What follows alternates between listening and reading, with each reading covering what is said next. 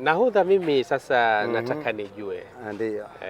Mimi naitwa Suleiman. Ndio. Nipo mamlaka ya usafiri baharini ZMA. Ndio sasa. Leo nimepata heshima kubwa sana kuja kufanya mahojiano haya na wewe. Na mimi naitwa Abasi Ali Makame, maarufu nahodha Abasi.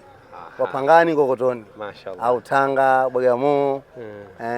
Sasa unaweza kuzungumzia vipi uhusiano uliopo baina ya mamlaka ya usafiri baharini ZMA na shughuli zake za uokozi na mambo yote yanayoendelea katika eneo hili la Mkokotoni, Pangani na Pangani Mkokotoni? Karibu sana. Hapa kwa kweli sisi na CDM yani polisi, askari polisi yani alafu na KM tuko pamoja, tumeshirikiana kwa ushirikiano wetu, tuko pamoja wao na sisi.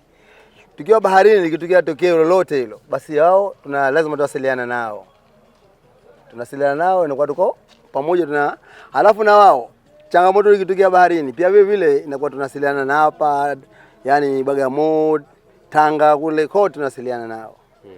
Nafahamu sasa kwa kweli tunashukuru mpaka sasa tuko pamoja nao zetu. Na labda kwa sasa wito wako ni upi hata kuhakikisha kwamba tunafanya vizuri zaidi, kwa sababu shughuli za baharini ndio barabarani huko na shughuli inakuwa ni pepo. Ndio sasa. Seuze huku maana yake lazima tunatakiwa kuongeza nguvu. Kuna mahala pengine kidogo hapajakaa vizuri.